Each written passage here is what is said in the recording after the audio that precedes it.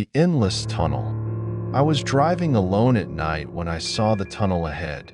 The GPS said it was only 500 meters long, but as soon as I entered, something felt wrong. The walls were damp, covered in moss, and the air was thick with the scent of decay. My headlights flickered for a second, and the radio turned to static. I checked the GPS again.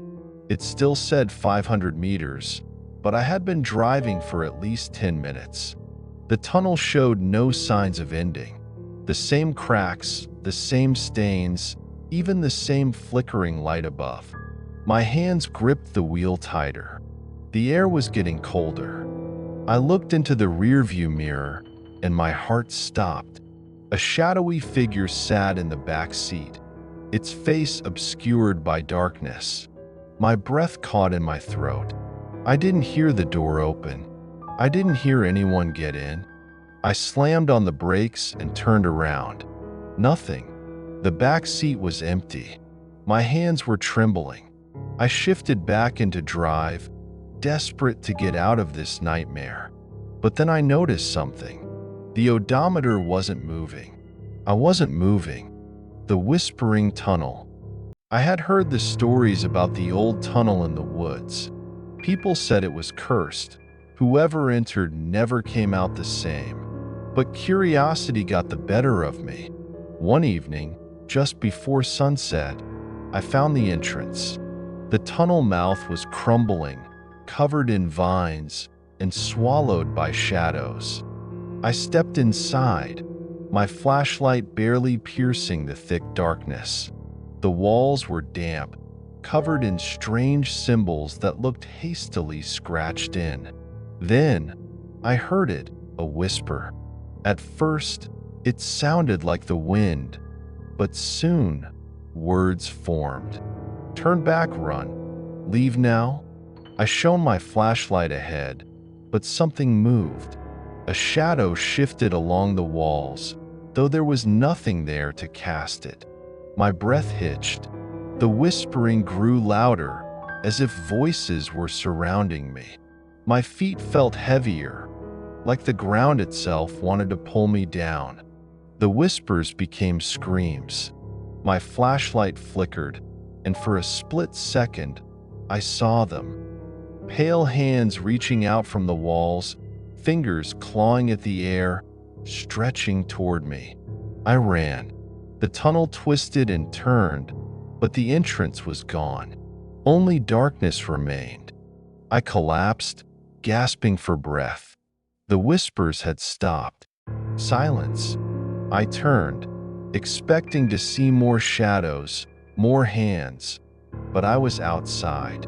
The tunnel was gone, just an empty forest path behind me.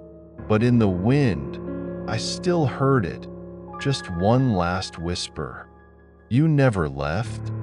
The vanishing train tunnel. I was late. The last train had already left, and I had no choice but to take the old tunnel shortcut.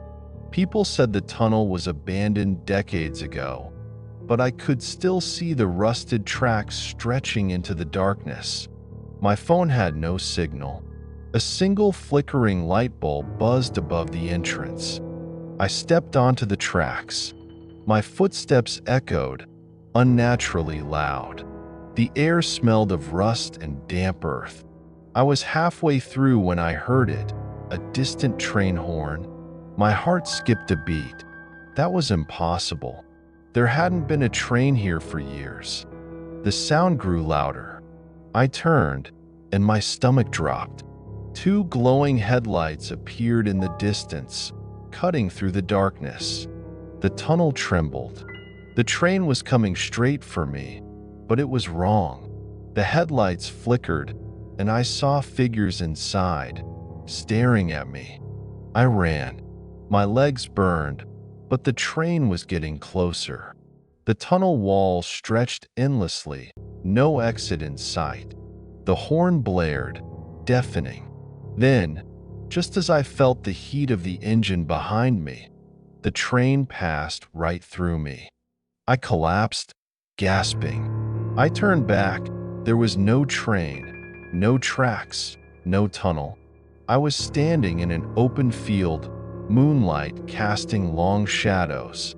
But in the wind, I still heard it, the fading sound of a train horn.